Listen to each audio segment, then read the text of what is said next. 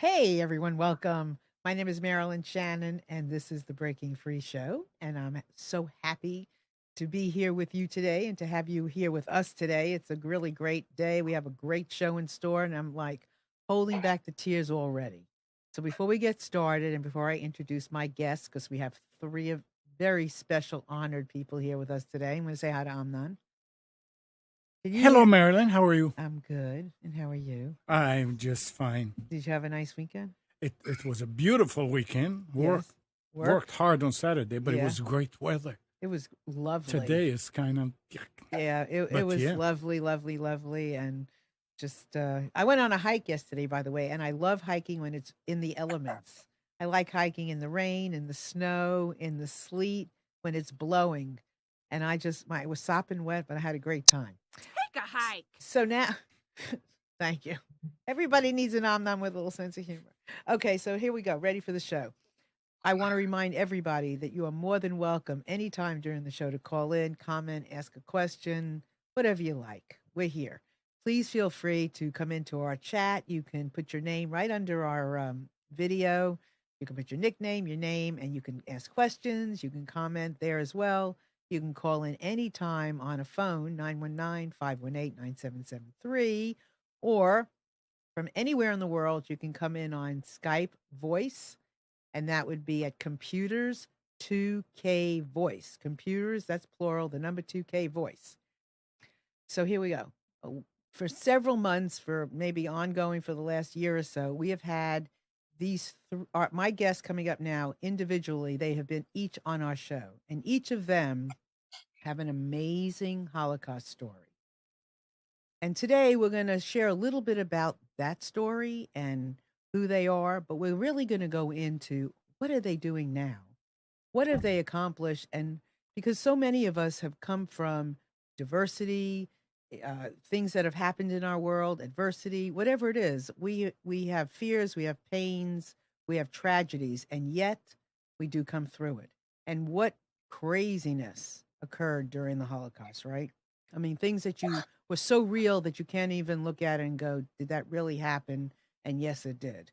So my three guests, however, are extremely special. They have their story, but they're not just living their story. So I want to introduce first Gabriella Kovac, who's coming from Australia. Hey, good morning to you, Gabriella. Good morning there, Marilyn. How are you? I'm good. Considering it's like 5 a.m. in the morning there, you look quite lovely. Oh, thank you very much. It's lovely to have you. It is. Yes. What were you going to say? Well, it's an interesting time. I was just saying for everybody else who's listening to this show, it is very humid and it's 28 degrees. Oof. So exactly right. Oh my goodness. Well, you look beautiful. Oh, thank you very much. My pleasure. And next we have Jack Kuper. Hey, Jack, all the way from Canada. How you doing, Jack? Hi. How are you? I'm fine, thank you. Yeah. Good. It's good to have you here. Thank you very much. And Leon, where are you now, Leon? Yes, I am actually in Big Sky, Montana, where I came here to ski for the week and to be with you before giving up a beautiful morning of skiing. Woo. But it is a pleasure to be here. Well, it's a pleasure to have you. So, Gabriella, why don't you just give us a little bit of a context of your Holocaust story? Well, my Holocaust story is really a story about my mother and the way she had this amazing bringing up by her father on believing that she was in a magic bubble, and therefore she overcame most of the Holocaust, which is, some people may like it and some people just unbelievable, but the truth is true. And I find that from after a while, I've realized that it's something that I must tell everyone, because in today's world, we still have our own problems in life. And since I know the secrets of what she's done, I feel that it is my duty really to tell everyone about it and inform everyone that there is a way through, and it's an inspirational way of handling your life even today. And that's why I've done the book. And now, actually, I've changed the cover of the book. I forgot to tell you that. Oh, yeah? Yeah, this is the new cover. I'll just put it up for you if you like. That's it there. Georgina. That's Perfect. Oh, it's the new beautiful. cover.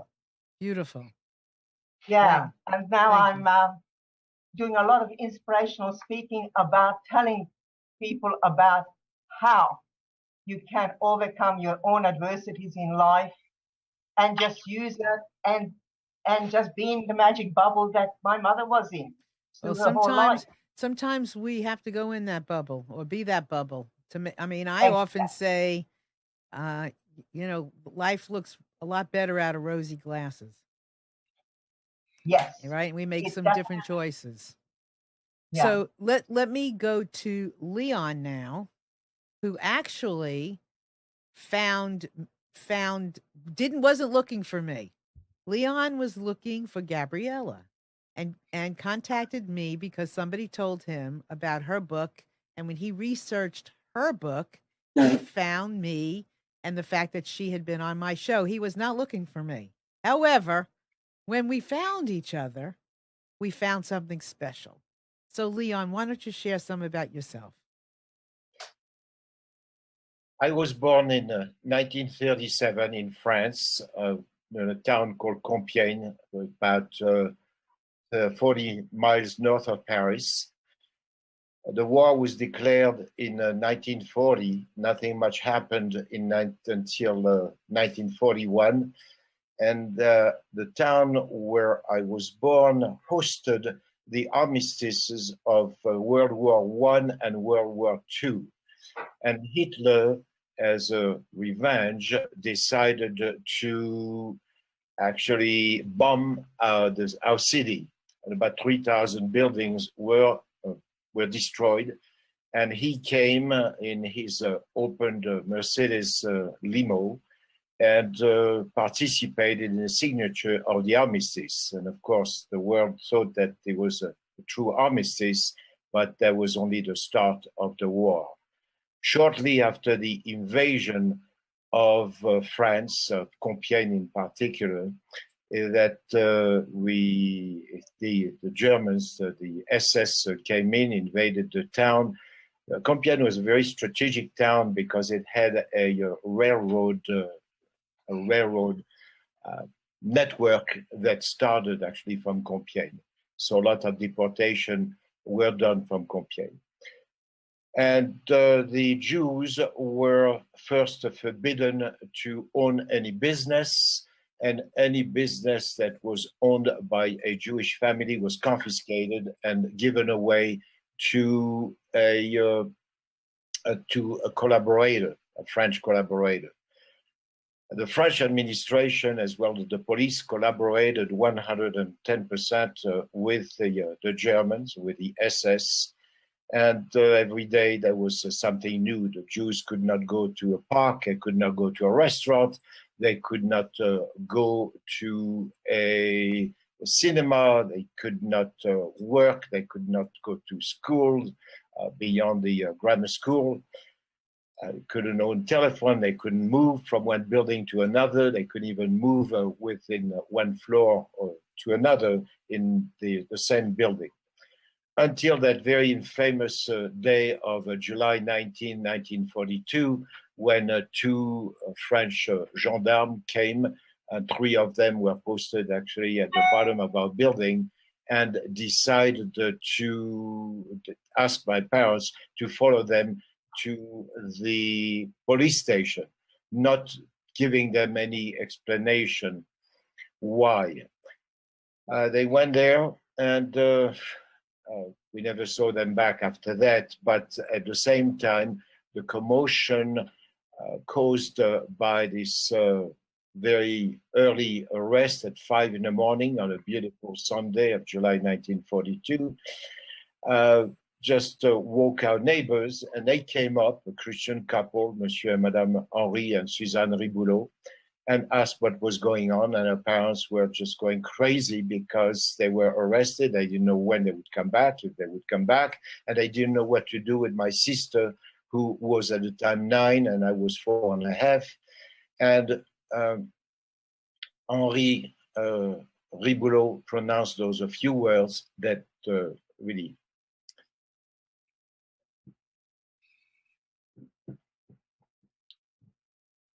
saved our lives. And he said, Mr. and Mrs. Malmed, do not worry that your children will be fine with us until you return, probably thinking that they would come back the same day or just for paper, whatever.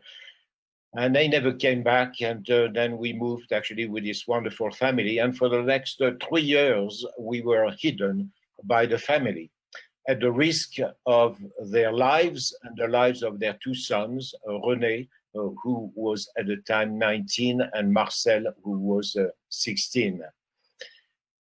And life went on. Of course, the food was a real problem that for in fact, I've never seen Leon, I don't want to interrupt. You have a tremendous story, and all of this is in your book, which is called what? So the book is called "We Survived at Last I Speak." In fact, that here is the page of the book, if I can focus it. Yeah. Yes. Okay. Yes. Yeah. We Survived at Last I Speak. It's available in English, in French, and in Spanish. So the amazing thing was about this family who took Leon and his sister in, and we're going to get into some more of that. So Leon, hold some more of what the direction you were going into. I want to ask Jack to come on and share a bit about his background so that we can tie it all in. So Jack? Yeah, I'm ready for it. Yes, unlike Leon and many other people, our phones and radios and businesses were not confiscated for the simple reason we didn't have any. I come from a very, very poor family in a small town called Puławy between Lublin and Warsaw.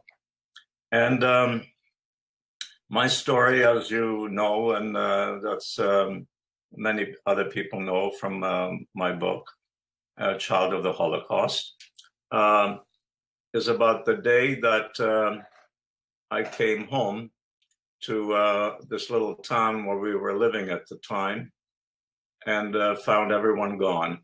My mother, my little brother Yassel, and my uncle Shepsel had been taken away with the rest of the Jews of the town the night before. And so I was alone. I was at that stage 9 going on 10. And the woman that I was working for on a farm, a Ukrainian lady, took me back and she said she'll look after me. And she did. I worked on the farm and eventually, unfortunately, a decree came out where the decree said that Jews were not allowed to work for non-Jews anymore. And anyone employing a Jew had to bring the person to the Gestapo. She, of course, didn't want to do that. But she, at the same time, could not keep me anymore. And so at that stage, I was asked to leave. Everyone cried, of course, throwing me out.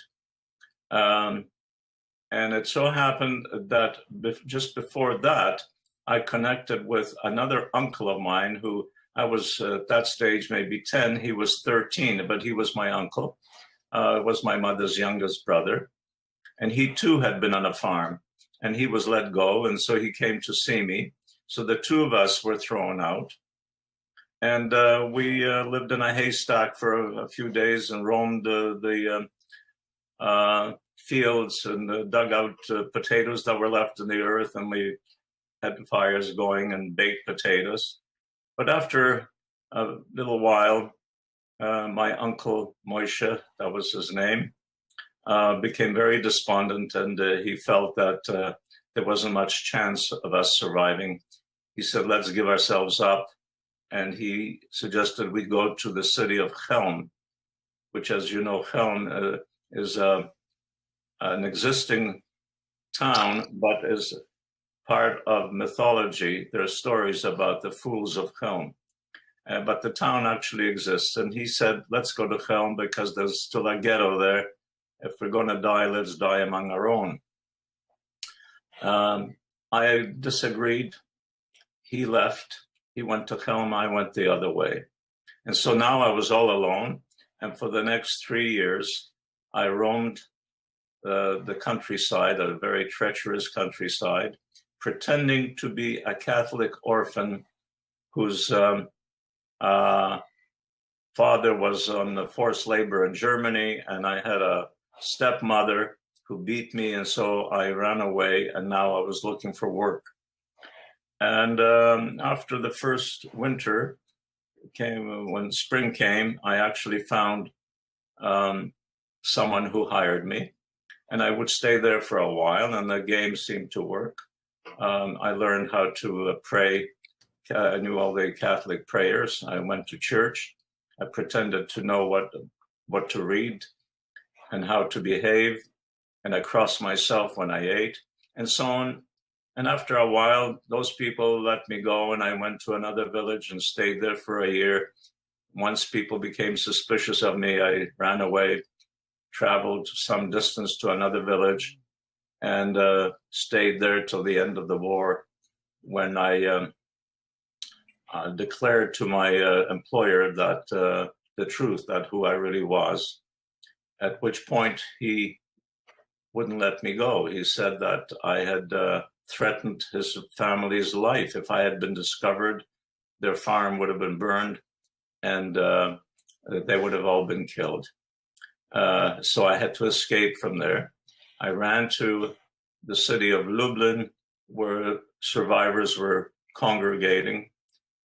They come back, and there I was placed in an orphanage. And from the orphanage, we were moved to another part of the country, to another orphanage. And eventually I joined a Zionist organization called Hashomer Hatzair, and I was smuggled out of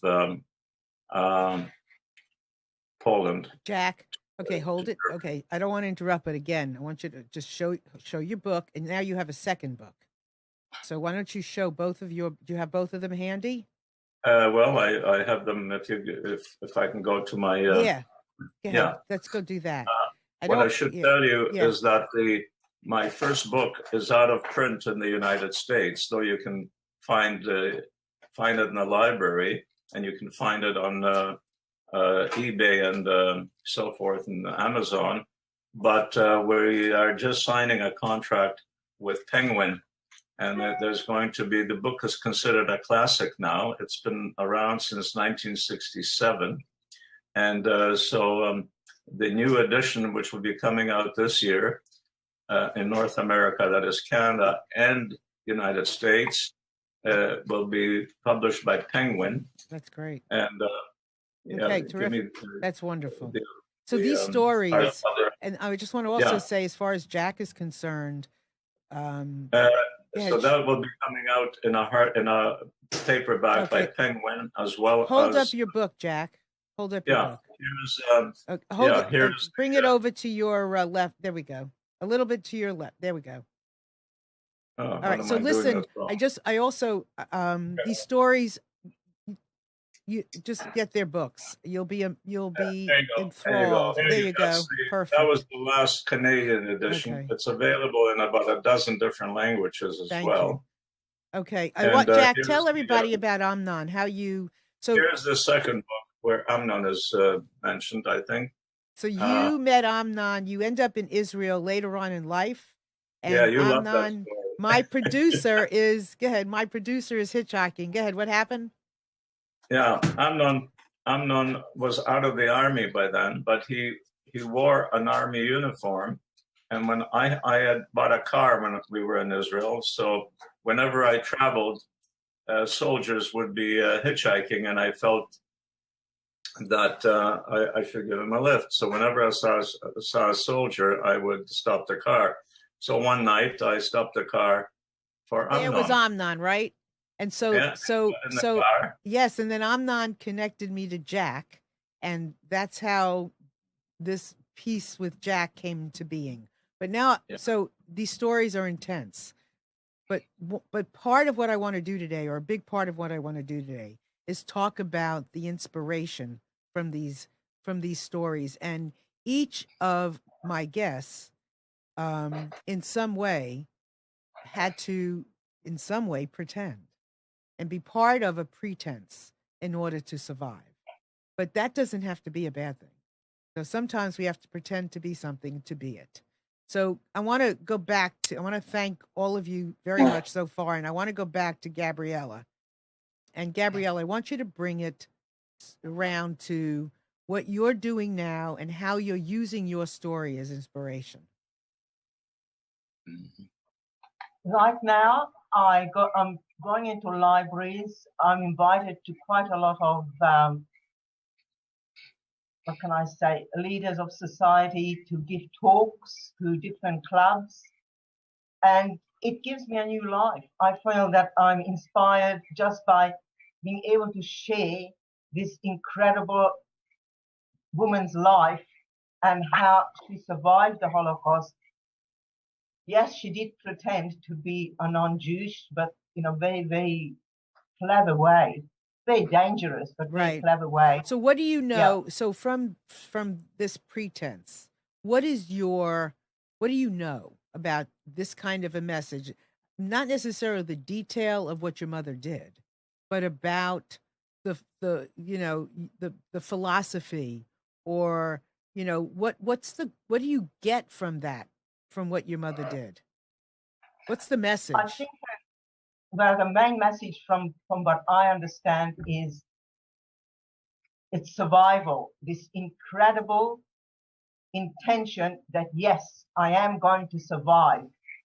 And she had this incredible vision that there was nothing that would stop her from surviving. And she did. And also the book also goes into communism, which was just as bad as the Holocaust. And she survived through all of it just by having this amazing intention that, yes, she can survive and she will never show fear. And I think that is mainly the message that I want to pass on. That's my thing, that's what the main part of the book is. And that's my life. Right now, it is my reason for living, to pass this message. I think it's so very, very important in today's world to let the young people know, the schools know, the children are brought up in this, the world is going so crazy that unless you have a goal for your own, that you know what you want in life, it will protect you and you will survive. And that is the message that I want to pass along. To me, it's vital that I do that. And so, how have you learned to survive? Have you had to survive? In the beginning, no. It was because of her ability, I never had a problem. Unfortunately, I didn't appreciate it. I didn't appreciate what I was given. And I squandered most of it. And interestingly enough, when there was nothing left, I looked at it and I looked at my mother's life and realized that the gift wasn't the money. It wasn't the fortune. It was the ability to gain it. It was the ability to live life in a different way. And since then, my life has totally changed. It's what I want to do, and I'm having a ball. Literally, it's like a new life. And I'm totally satisfied with my life at the moment. It's wonderful. Thank you for that. So, that's quite all right. Leon. It was a trial, but it was, I think I had to hit that bottom before I realized, because I was just such a spoiled child. It was totally spoiled.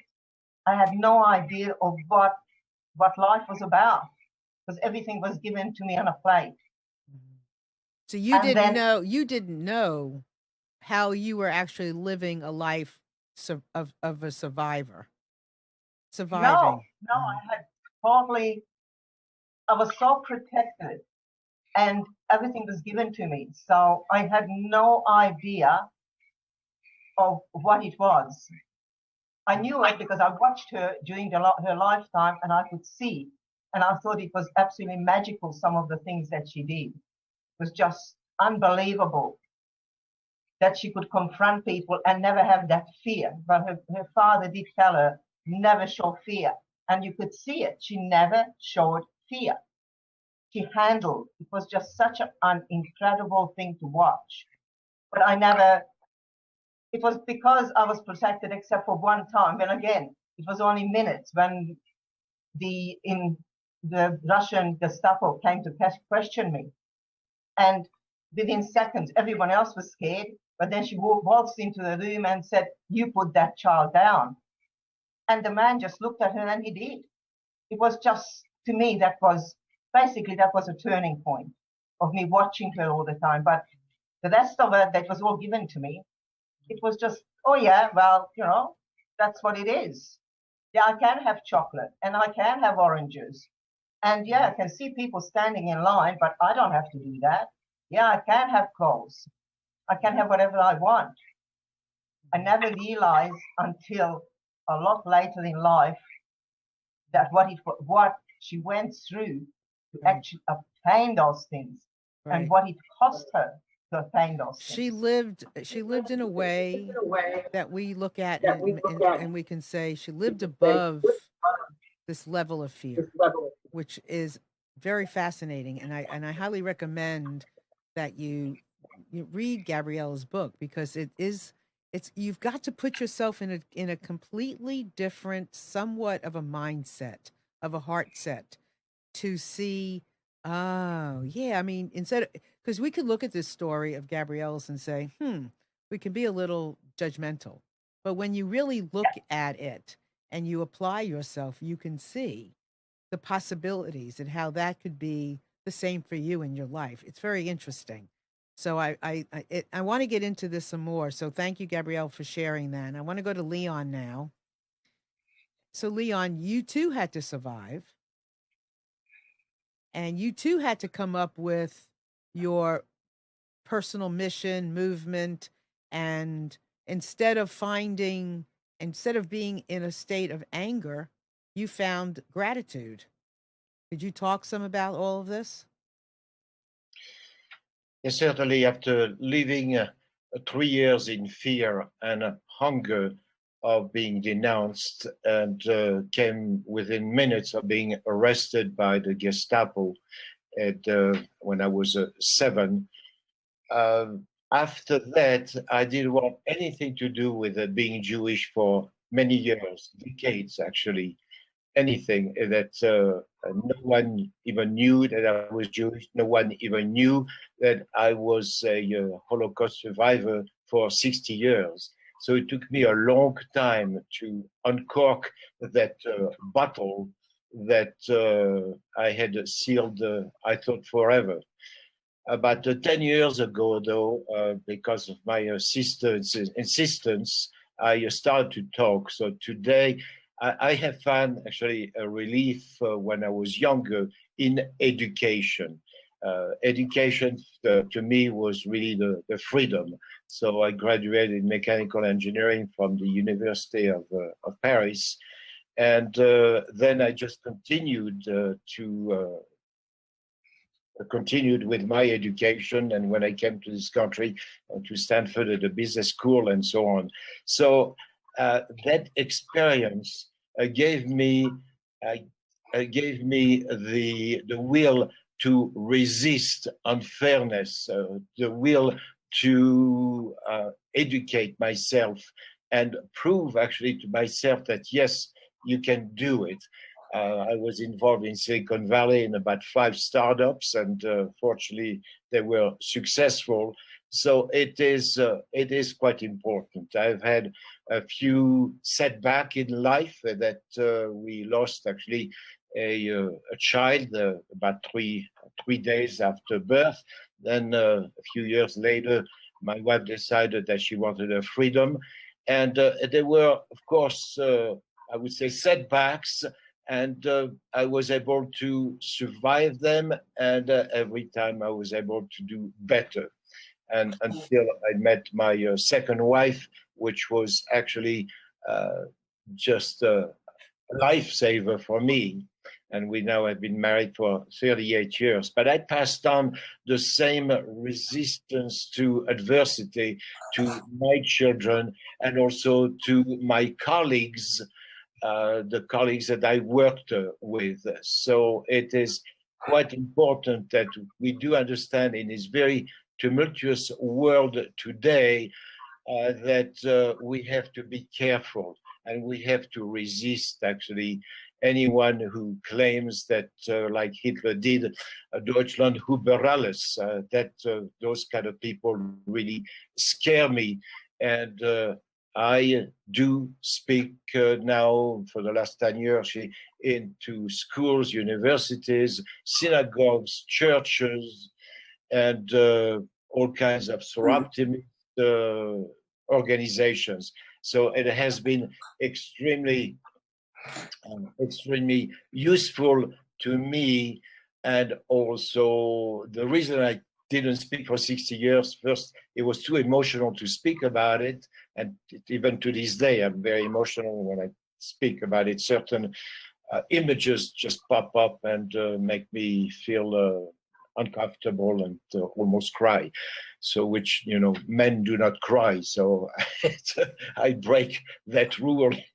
But I also, the other reason why I didn't speak, and I didn't think that people would be interested. There have been so many Holocaust stories, so many books written about it. But I do find that every story is different. Every story is different.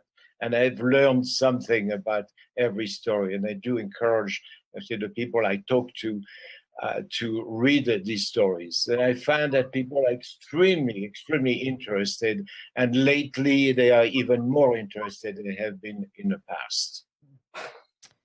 Thank you, Leon.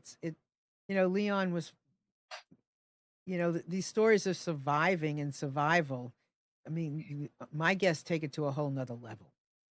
And I guess that's so much for what, when I sit back and I woke up today or I wake up any day and I might feel a little yuck, and you listen to these stories and you go, oh my goodness. And how old is your sister, Leon?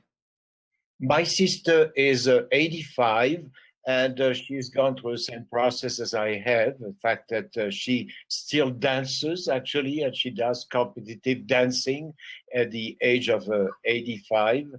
And she's just always has a wonderful spirit. And she is the one who's been talking to audiences for many, many years. And that's how I started. She, as I live on the West Coast. She lives on the East Coast in New York, in Wellesley, New York. And she invited me to one of these, her talk, and people started to ask me questions. And I saw that, yes, people were interested. People are interested. And I just needed to do that. So that's what prompted me to start. This is living. This is a living history, and it's and for me, it is about the Holocaust, but I'm fascinated by what individuals can do in the face of the most disgusting, horrific things. And so, thank you for sharing that. We're going to come back to you in a minute, Leon, but I want to go to Jack. Jack, what does being a survivor mean to you?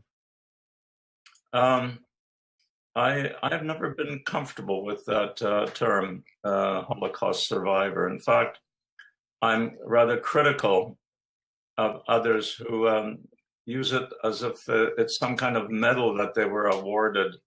When you go to a cemetery now, you see on the gravestones inscribed the person's name, and underneath it says Holocaust survivor. Or if you see an announcement in the paper that someone had passed away, and there it says Holocaust survivor. It's as if there was some heroes of sorts.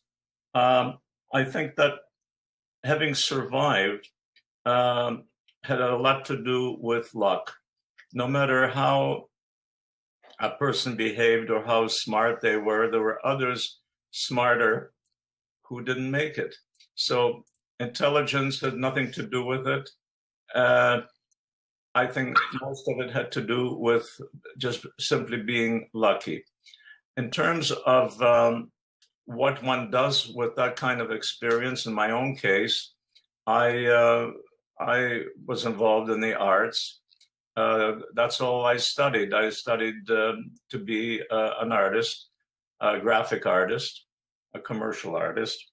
And I spent many years working in television as a graphic designer, and later as the head of graphic design in Canadian television.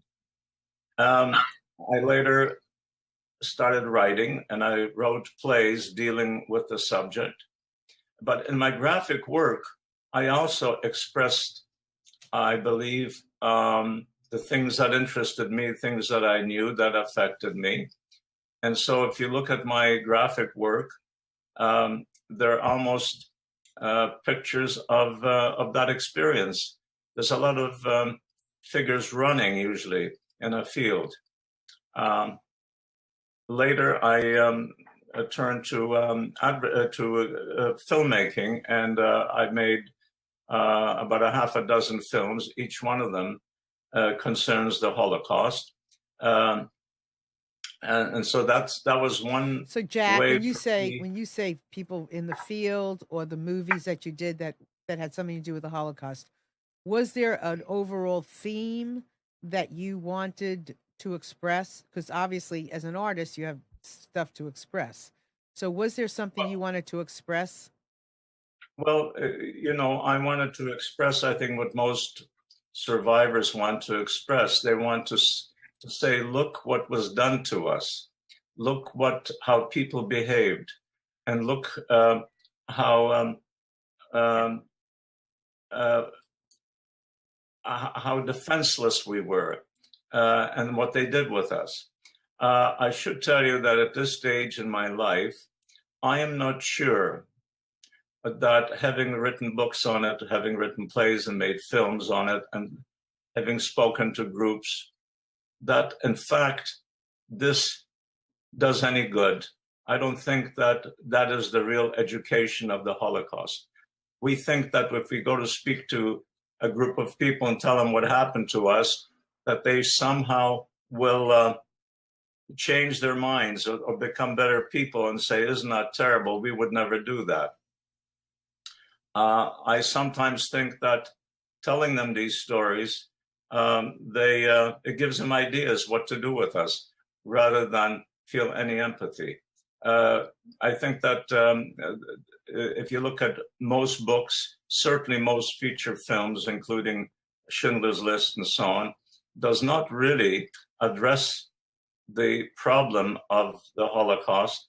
It, in fact, shows how weak we were, how they could do whatever they wanted with us, and we did very little about it. So that there were no heroes among us in these stories. There are no heroes in these films. If you look at Schindler's List, it's a German industrialist who took advantage of free slave labor, who was the hero, so that the general world can identify with him. They do not identify with the Jews in the film. In fact, I can't think of one film where the Jew is the hero of his survival. It's usually somebody else. When I watch these things, I think to myself how unlucky I was that no one came to my rescue. I somehow had to do this on my own. Mm-hmm. There's so much of what you're saying that has so much validity to it that I could sit here. You're welcome. I could sit here and say, I agree. But then there's parts of what you're saying that I sit and I have to reflect on because I'm not sure.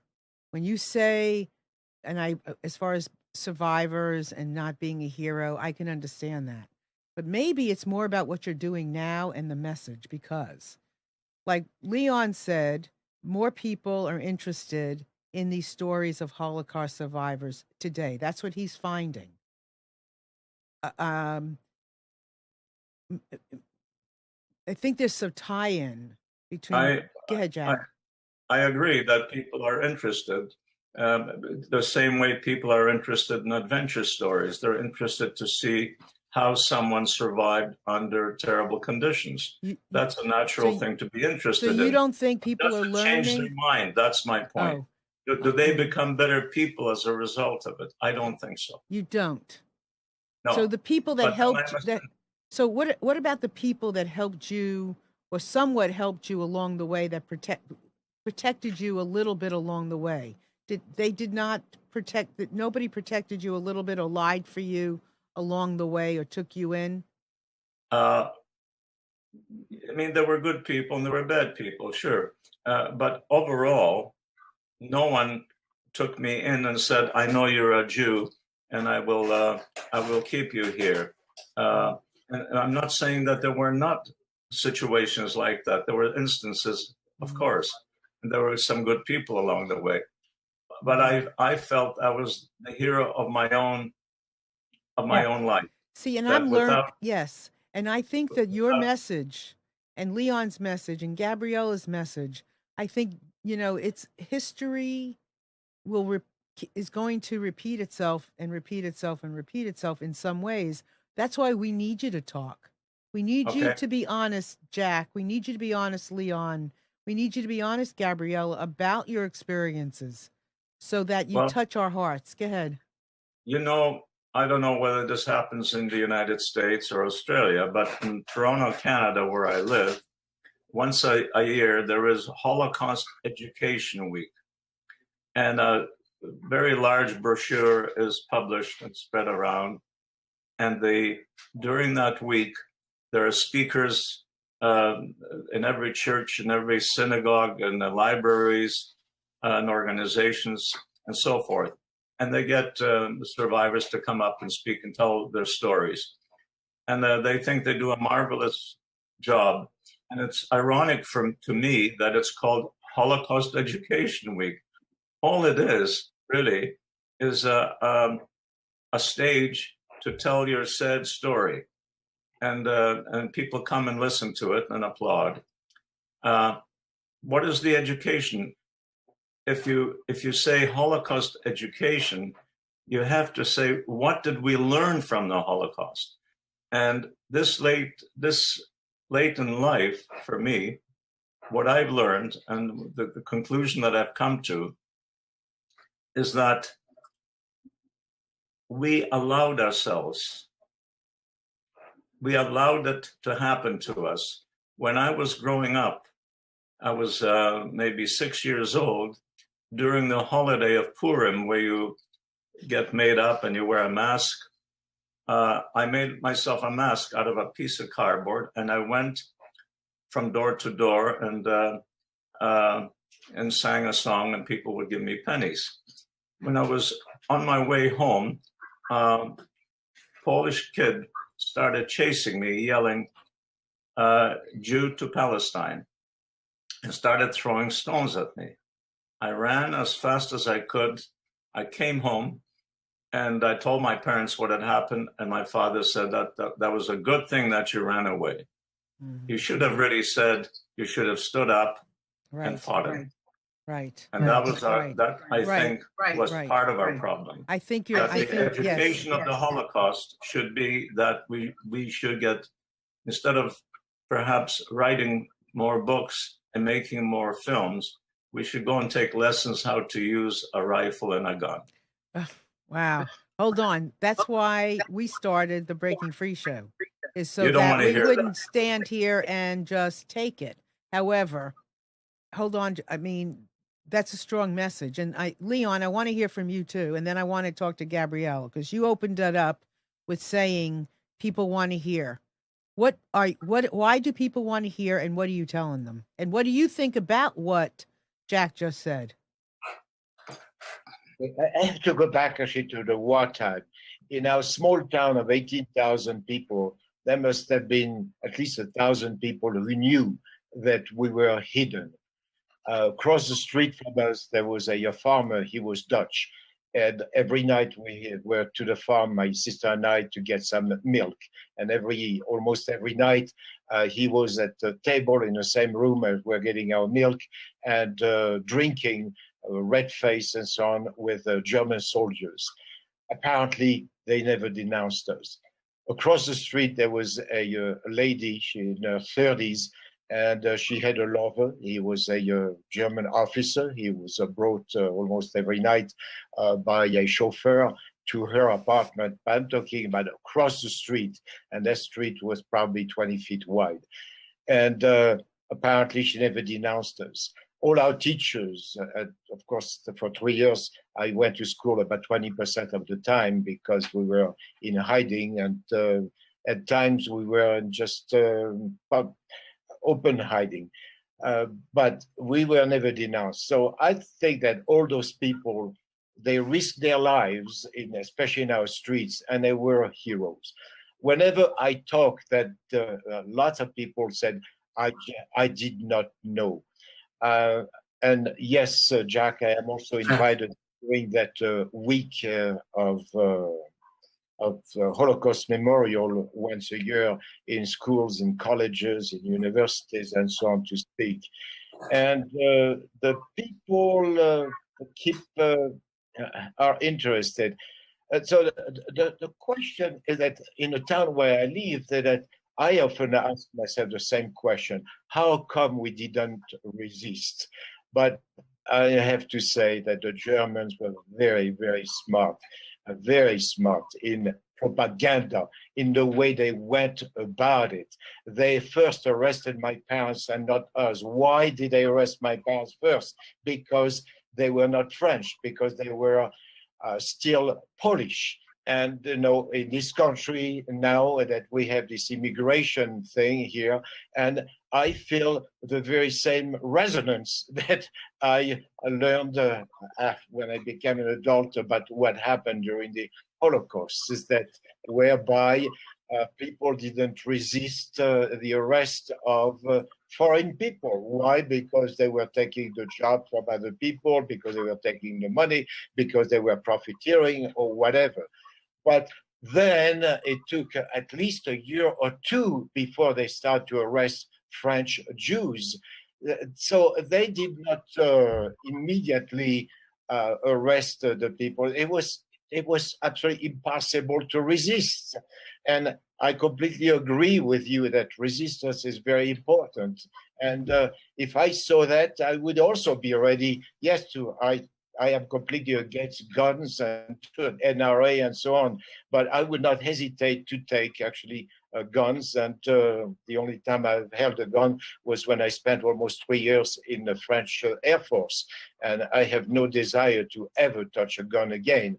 But I am of the opinion that, yes, we must resist and we must educate. So in our little infinitesimal way that we can educate the youth, and we should do it. I don't know what else we can do at this time. As one thing is that for 60 years, I didn't want anyone to know that I was a Jew. And today I have no problem saying I'm Jewish. I'm not proud of being Jewish. There's no reason to be proud of being Catholic or Jewish or Muslim or whatever. We are what we are. And for most of us, 99.9%, we are what our parents were. We didn't decide to be a certain race or religion or a certain family of people. So that's the way I do feel about it. And I think that we need to make sure that we resist any sign of getting into the same process as we have seen 70 years ago. So it's about speaking up. It's about not standing back. It's about voicing who you are, what you believe in, and not allowing anybody to take that away from you. That's what I'm hearing. Absolutely. So Absolutely. absolutely. So Gabriella, what are you thinking? Well, what I was thinking, I was listening to Jack, and I can see all the horrible things and the trials that he went through. It must have been, for a child of that age, and I have grandchildren of that age, it must have been absolutely horrendous. But I do not believe that it's luck. I do not believe there's such a thing as luck. I believe that there's an intention. And if you have an intention, doors will open. It's, to me, and from what I've been doing and living and seeing, that I think the most important thing is that you have an intention to do something. And when you have that intention, this is not a new theory. This goes back from what I've read from Goethe and from a lot of other philosophers. It is, if you have an intention, it will come through. It's not luck. We do not make our own. Yeah, luck comes into it once we have what we know what we want, and we have a clear picture of what we want. Nothing will stand in the way. And that's my, it's not even a belief. It's like my mother's bubble. And I think that maybe from that I am in a bubble because of it. You know, I'm sitting here and I'm listening to the three of you, and I'm just, it's hard to put into words some of, or summarize or conceptualize the kinds of things that you're talking about, because they're so real. And when I take pieces of what you're all saying, and Jack, you have a very powerful point. But I think sometimes we have to look at how we're fighting back, and are we? And you did fight back. You did some brilliant things to survive. I mean, for a kid of 9, the things that you did, whether it was, it was just, I don't know where you got it from. And I don't believe it was luck. I think, it was a God-given thing that you survived, that you came here today, that you survived at 9. You can come here and say this, because we do need to speak up. We do need to resist. We do need to have the intention to resist. Without the intention, we don't know. We're just going to be a bunch of doormats. I mean, everybody, go ahead. I was going to say that this whole conversation reminds me of a few years back during this Holocaust Education Week. I was asked to speak at a church here in Toronto, and I asked the minister, I said, how many people do you think would attend? He said, probably about 40 or 50. I said, I don't want to speak to a small crowd. He said, well, how about, he said, if you come and speak on Sunday and you do the sermon, and then the full congregation will be there of about 200-300 people. I said, great. So I went and I told him my story and so forth. And afterwards, I sat at the table and I was signing books.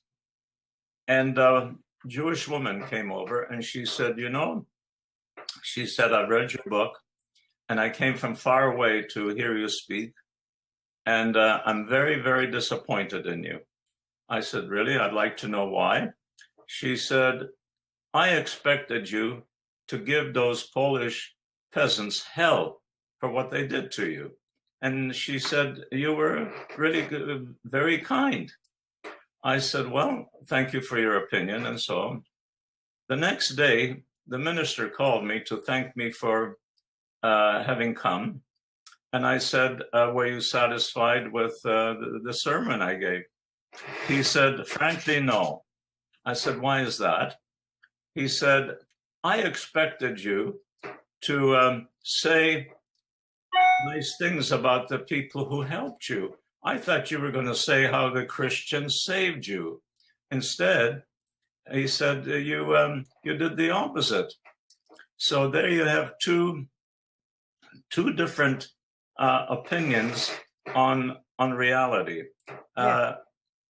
its reality is not very popular. Certainly not in the North American culture. In North American culture, you have to be very hopeful. You have to be very kind, and to show that very much what is in Anne Frank's book, that after all, in spite of everything, people are good at heart. It isn't true. It isn't true. Some people are. Certainly what Leon describes about people in this village and knowing that he was Jewish and didn't renounce him.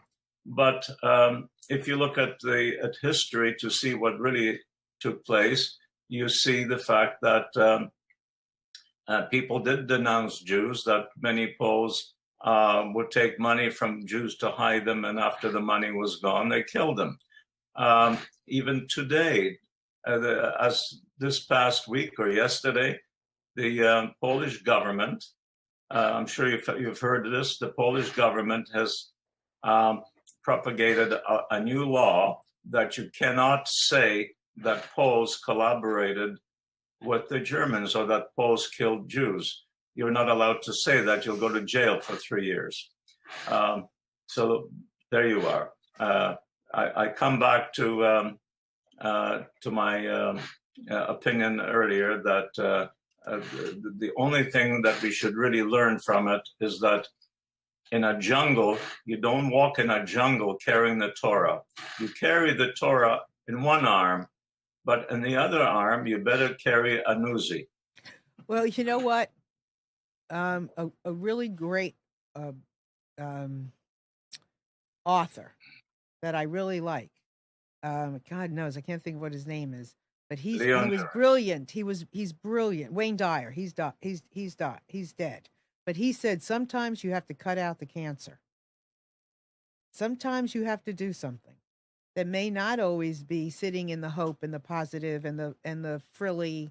And sometimes you have to take drastic measures, and sometimes you have to cut out the cancer. So, I don't know what to say. My first inclination is not to pick up a gun. I don't think you fight fire.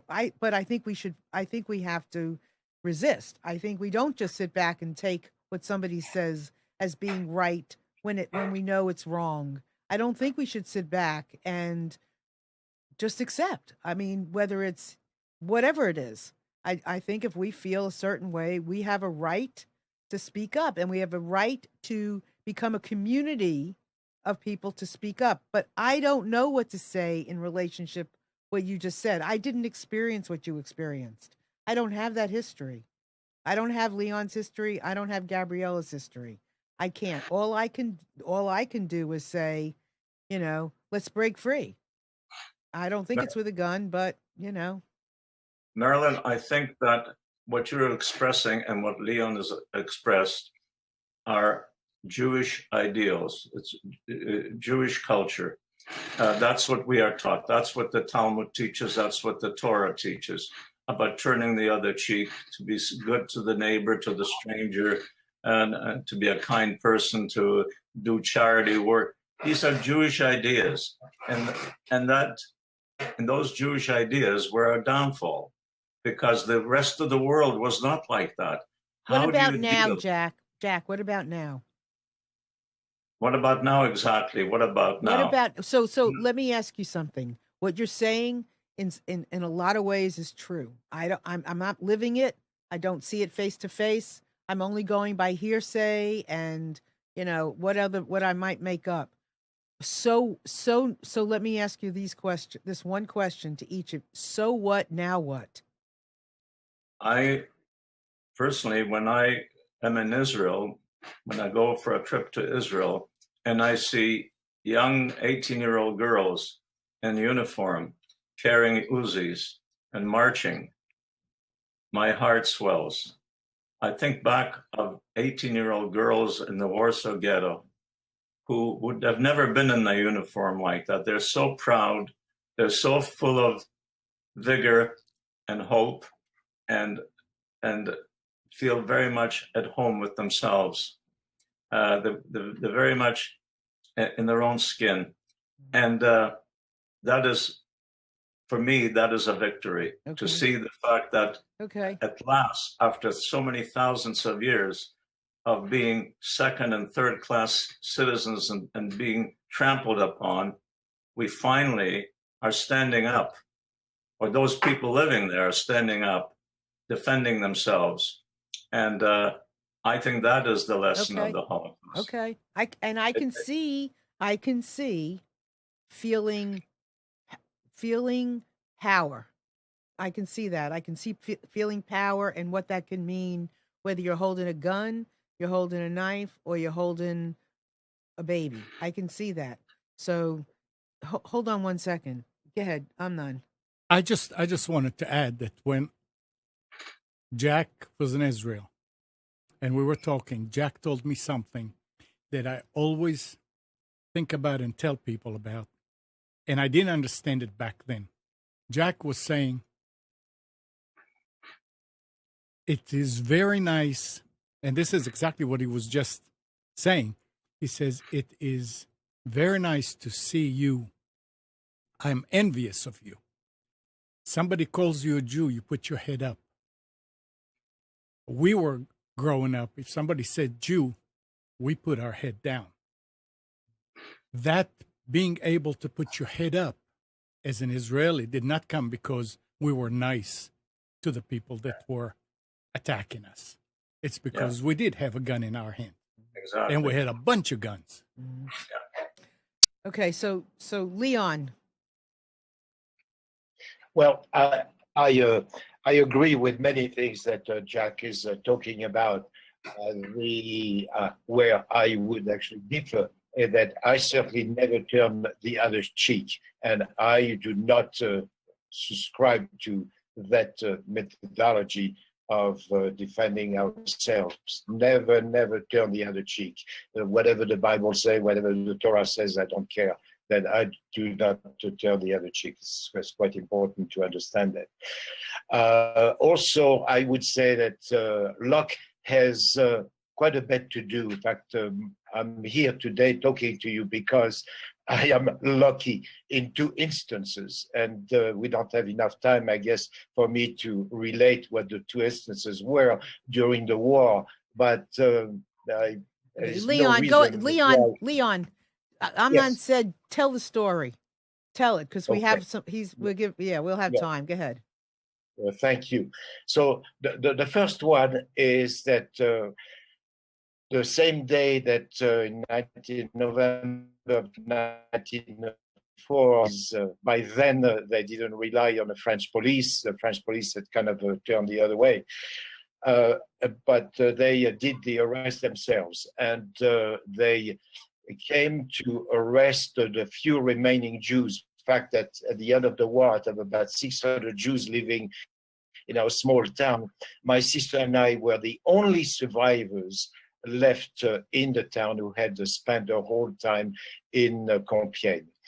And my foster mother, I call her my foster mother, although we never got, it was never legal, that she saw the truck arresting our cousin Charlot. He was a year younger, and she was on a bicycle coming from work, and she just came as fast as she could, screaming as she was going up the stairs, "Escape, escape!" So I did, I knew the drill. I went and I jumped over the wall, and as the truck was turning, in fact, I was in a garden running. I heard the SS screaming, "Malmed, Malmed, come and see here." So we escaped. Now, my foster father, Henri, was a fisherman, and in those days, since we didn't have any food, he was going to try to get some fish in a river by, and there was a spot where the blood of the place where they were killing animals was flowing into the river. And there was a German in civilian soldiers and civilian clothes who spoke very good English. And he asked a few times before, he spoke to Papa Henri, and he asked what his name was. And he says, well, one time he says, if you are ever in need of something, just come and see me. So I guess they couldn't stand anymore, that it was just terrible to think that we would be arrested any day. So he went to see him, not knowing whom he was. So he came into the commandanture and he asked for the name. That all he knew was the name. And he was introduced in his very large office, and there were a few people, secretaries, working there. And this person behind the desk was in civilian clothes, in military SS clothes, and he was actually the SS commander of the town.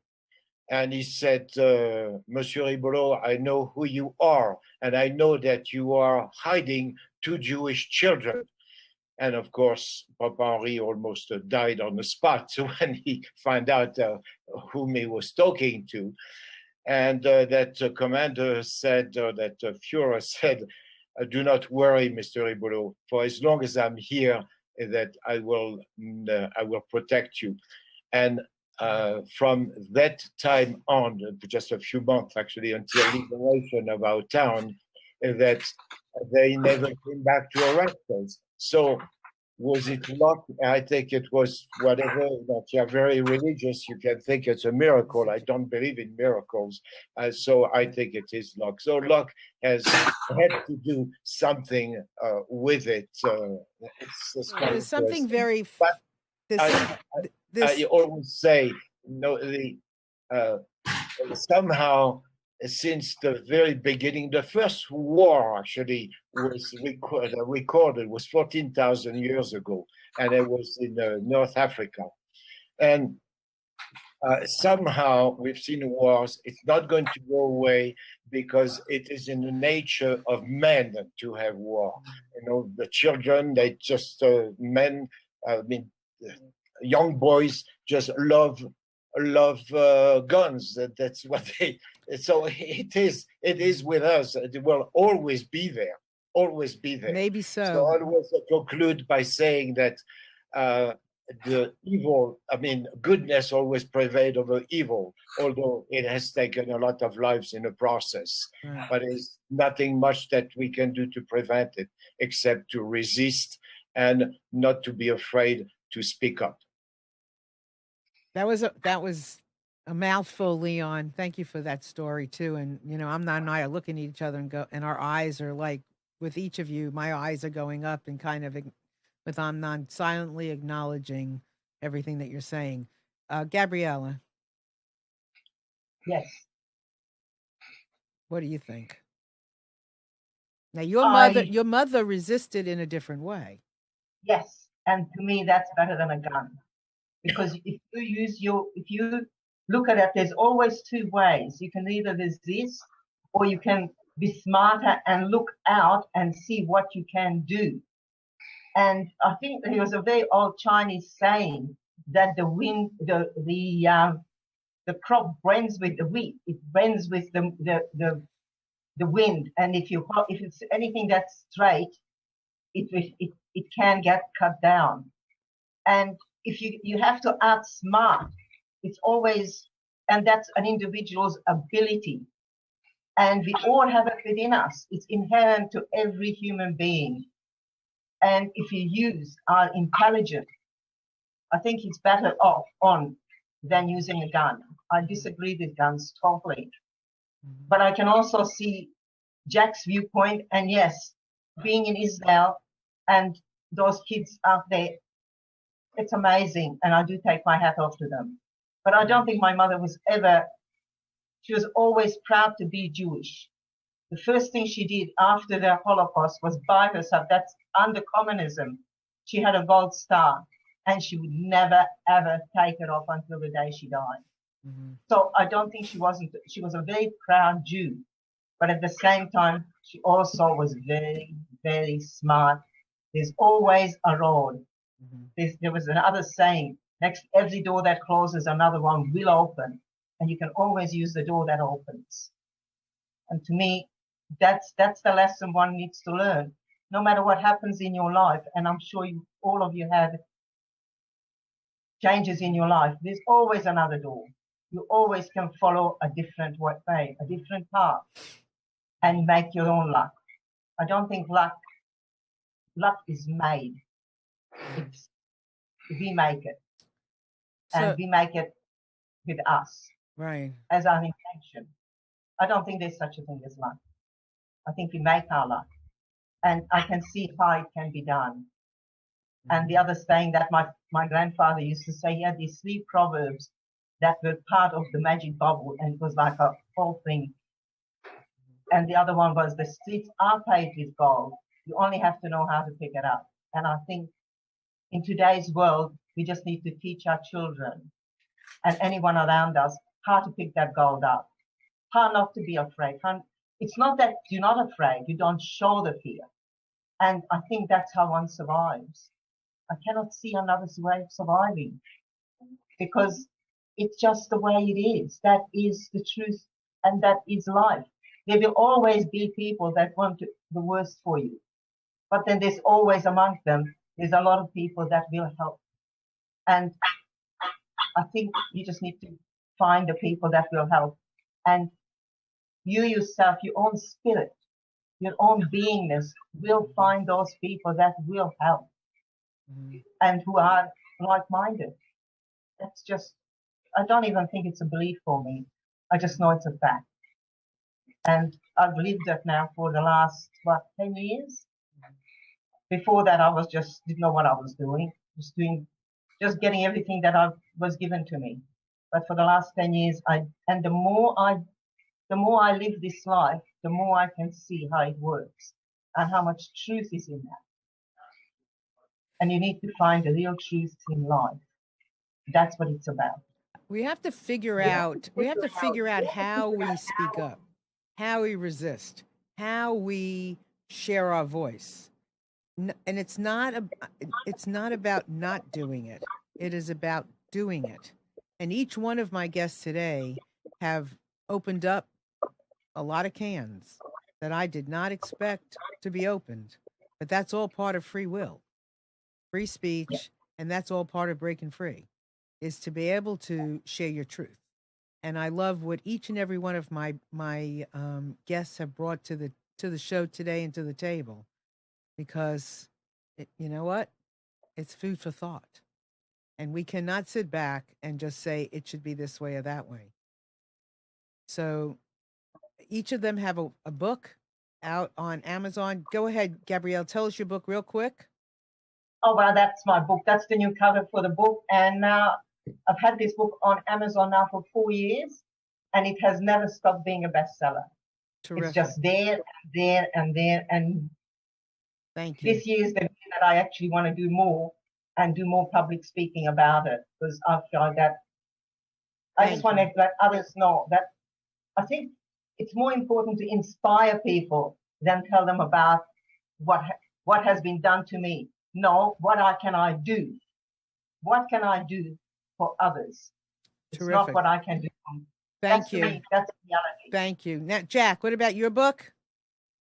Well, I started telling you earlier the fact that my book has been around since 1967, when it was first published by Doubleday, after 24 publishers had turned it down. And it's been in print ever since, in about a dozen languages now.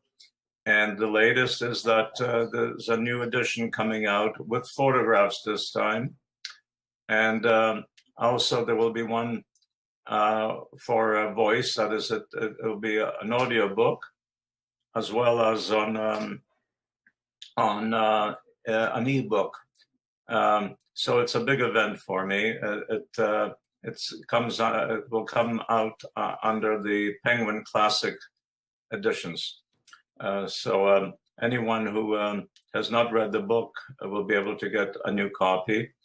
But in the meantime, you can find it in all your libraries and certainly on the internet. Perfect. The business with luck that Gabriella was talking about, I do believe in luck.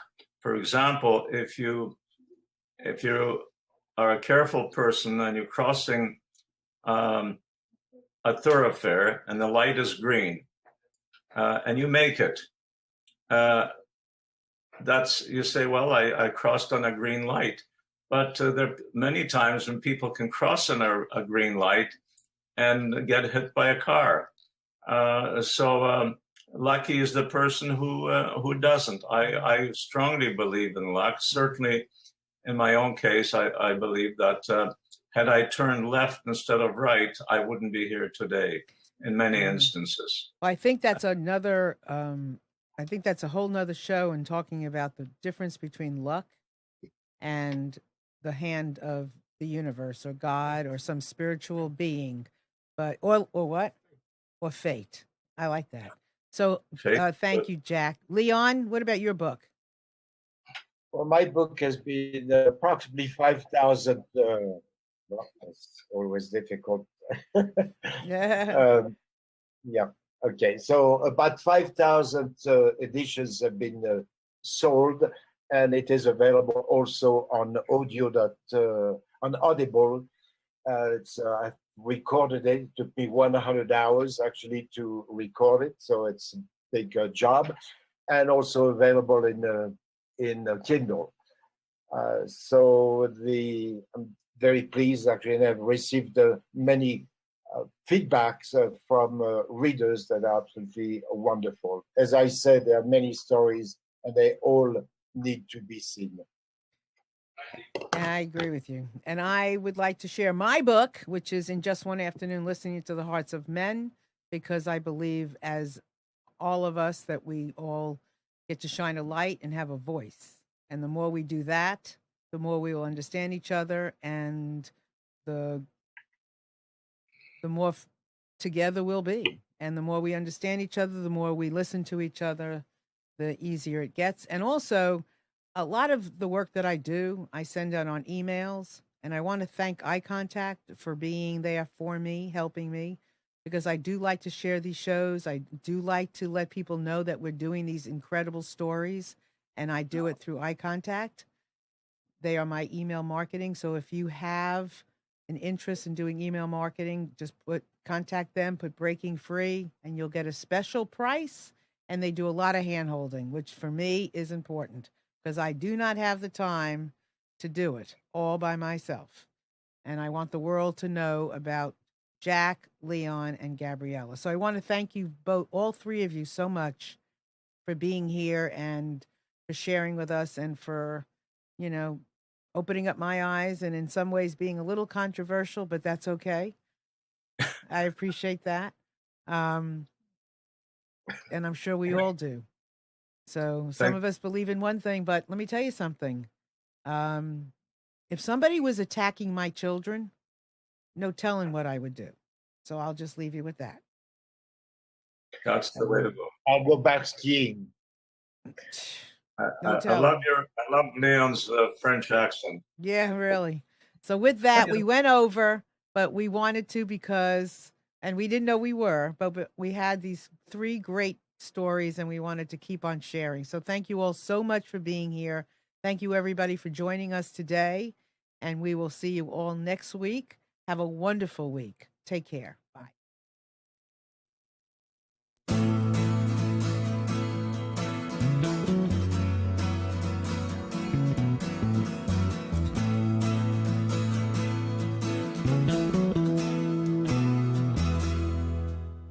You are tuned to the Nissan Communications Network. If you tuned in too late, you can always watch each program in its entirety or download an MP3 audio file of it in the archives section at nissancommunications.com. Don't forget to subscribe to our YouTube channel, follow us on Twitter, and like us on Facebook. Sponsored by Telestream's Wirecast software, StreamingGear.com, Carolina Apparel, and DeltaForce.net.